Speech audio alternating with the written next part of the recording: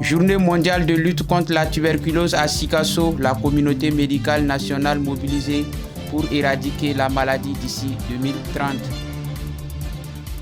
Échange entre le Premier ministre, le général de division Abdoulaye Maïga et l'ambassadeur de Chine au Mali. 18e session ordinaire du conseil d'administration du centre de formation des collectivités territoriales. Les détails à suivre au cours de cette édition. C'était là les titres. Bonjour, bonsoir mesdames et messieurs. Selon l'endroit où vous êtes, content pour moi de vous retrouver. Bienvenue à cette session d'information. Nous sommes mercredi 26 mars 2025. Comme nous l'avons annoncé dans le sommaire, le ministre de la Santé et du Développement social, le colonel Assaba Diallo Touré, a présidé ce mardi 25 mars 2025 ici à Sikasso le lancement de la journée mondiale de lutte contre la tuberculose. Le thème retenu pour cette édition 2025 est « Oui, nous pouvons mettre fin à la tuberculose, s'engager, s'investir, agir ». La tuberculose enregistre chaque année 2,5 millions de nouveaux cas et 404 000 décès, soit une vie perdue toutes les 78 secondes à travers le monde.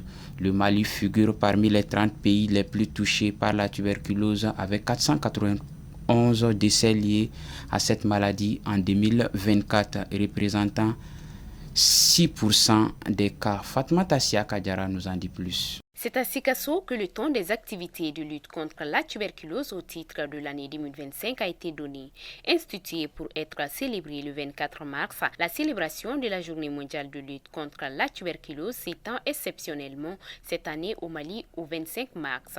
Elle est placée sous la présidence du ministre de la Santé et du Développement social. Deuxième cause des décès au Mali, la tuberculose est connue pour être une maladie dévastatrice. C'est pourquoi l'édition 2025 de la lutte contre la tuberculose est placée sous le thème « Oui, nous pouvons mettre fin à la tuberculose, s'engager, s'investir, agir ». Cette thématique met l'accent sur la capacité collective à mettre fin à la tuberculose d'ici 2030 et à atteindre les objectifs de développement durable en matière de santé publique.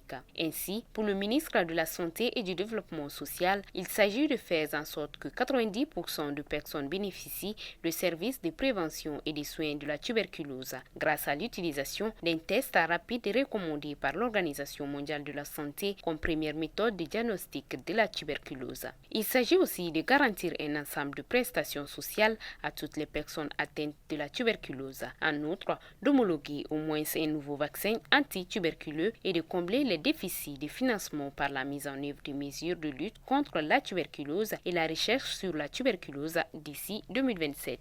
Toujours avec Madame le ministre dans la capitale du Kénédougou en procédant à la remise d'une importante quantité de vivres aux populations vulnérables, ce rendez-vous de la solidarité et du cœur rentre dans le cadre de Sunankari Solidarité, un programme présidentiel qui vise à soulager les populations diminuées sur toute l'étendue du territoire national à l'occasion du Ramadan. Suivons ensemble. C'est au tour de Sikasso de recevoir la main généreuse du ministre Assaba Diallo Touré avec 5 tonnes de riz, 10 tonnes de mil, 200 cartons de pâtes alimentaires et 200 bidons d'huile de 5 litres destinés à 200 ménages vulnérables constitués de pupilles de la République, des personnes vivant avec handicap, des veuves et orphelins. Les bénéficiaires n'avaient que des mots de remerciement car ils auront de la provision pour quelques semaines. Les pupilles de la République aussi se sentent considérés et s'engagent à travailler plus à l'école. Selon le ministre de la Santé et du Développement social, colonel Assaba Diallo Touré, la coïncidence du Ramadan musulman et du carême chrétien est un signal fort qui doit amener les Maliens à plus d'union, de tolérance, de cohésion sociale et de solidarité. Le ministre a également saisi l'occasion pour s'enquérir des acquis de l'hôpital régional de Sikasso qui a été doté il y a quelques mois d'un scanner ultra neuf de 64 barrettes de 128 coupes, un champ de 50 cm avec une vitesse de numérisation de 179,5 mètres de seconde. Au sortir de la visite, le ministre s'est dit satisfait de l'évolution de l'hôpital et a exhorté le personnel soignant à faire bon usage des matériels de pointe pour faciliter l'acquisition d'autres pour eux et pour d'autres structures. Auparavant, le ministre, comme fidèle à ses habitudes, avait rendu une visite de courtoisie aux notabilités de la ville de Sikasso. Une rupture suivie de prières collectives a été organisée à l'hôpital de Sikasso où Madame le ministre a partagé des repas avec le personnel des services décentralisés de la santé et du développement social de la région. Sur tout autre plan, le Premier ministre, le général de division Abdoulaye Maïga a convié ce 25 mars 2025 l'ambassadeur de Chine au Mali à une séance de travail en présence notamment du ministre des Affaires étrangères et de la sécurité des mines, de l'environnement, des réformes politiques ainsi que des secrétaires généraux des ministères chargés de l'administration territoriale et de la justice. L'objectif de cette rencontre était de discuter des exploitations illégales des ressources minières par des ressortissants chinois, une question relevant de la sécurité nationale. Au cours de la rencontre, le Premier ministre a rappelé le caractère stratégique du partenariat entre les deux pays impulsé par leurs chefs d'État et a félicité l'ambassadeur de Chine pour son soutien diplomatique. Cependant, il a exprimé ses préoccupations concernant l'implication de plusieurs ressortissants chinois dans l'exploitation illégale de l'or entre 2021 et 2025, entraînant de graves conséquences sur l'environnement et les populations locales. Prenant la parole, son Excellence l'ambassadeur a présenté ses condoléances et sa solidarité au gouvernement et aux familles des victimes. Il a réaffirmé l'engagement de la Chine à soutenir les réformes au Mali contre l'exploitation illégale tout en suggérant la mise en place d'un système de coordination entre l'ambassade de Chine et les ministères concernés afin de garantir le respect des réglementations grâce au partage d'informations en temps opportun. En réponse, le Premier ministre a insisté sur l'arrêt immédiat de toute activité illégale menée par des sociétés ou ressortissants chinois ne respectant pas les normes en vigueur.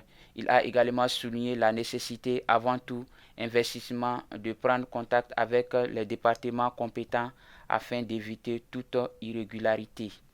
Toujours avec le général de division Abdoulaye Maïga, le Premier ministre qui a prononcé ce mardi 25 mars 2025 le discours d'ouverture de la 18e session ordinaire du Conseil d'administration du Centre de formation des collectivités territoriales. Fatma Tassia Kadjara pour les précisions. Les membres du conseil d'administration ont examiné et adopté les documents suivants. Le procès verbal de la 17e session ordinaire du conseil d'administration, l'état de mise en œuvre des recommandations de la 17e session ordinaire du conseil d'administration, l'état d'exécution du programme d'activité et du budget 2024, les projets du programme d'activité, le projet annuel de performance et le budget 2025, les projets de délibération portant approbation de l'état d'exécution du programme d'activité et du budget 2024, ainsi que l'adoption du programme d'activité du projet annuel de performance et du budget 2025.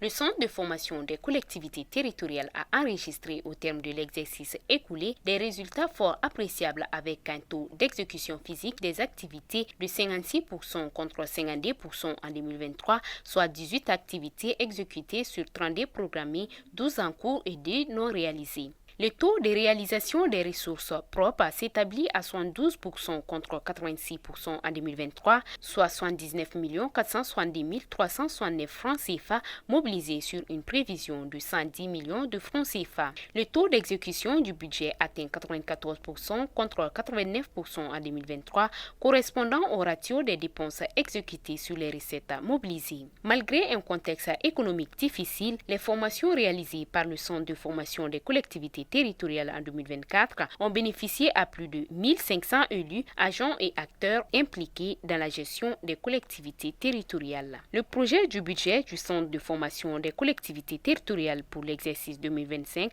s'équilibre en recettes et en dépenses à 1 150 388 555 francs CFA contre 1 386 216 199 francs CFA en 2024, soit une diminution de 17%. Le Premier ministre a salué l'engagement des administrateurs et du personnel du Centre de formation des collectivités territoriales pour les efforts déployés dans la formation des acteurs territoriaux. C'est ce qui nous conduit vers une actualité hors de nos frontières. Nous partons à Niamey ce mercredi 26 mars 2025. Abdourahmane Tchani a été promu général de corps d'armée et investi président de la République du Niger. Cette double distinction s'est déroulée lors d'une cérémonie solennelle tenue à Niamey marquant le lancement de la mise en œuvre des résolutions issues des assises nationales pour la refondation, une distinction symbolisant la reconnaissance des autorités pour son leadership et son implication dans la refondation de l'État. Lors de la cérémonie, le général Tchani a officiellement prêté serment en tant que président de la République du Niger, marquant une nouvelle étape dans la mise en œuvre des résolutions issues des assises nationales de la refondation. En reconnaissance de son engagement envers la nation, le nouveau chef d'État a également été décoré du titre de grand maître des ordres nationaux du Niger. Ainsi s'achève cette session d'information. Content pour moi de l'avoir présenté. Bonne suite de programme sur Kene TV. Qu'Allah bénisse le Mali.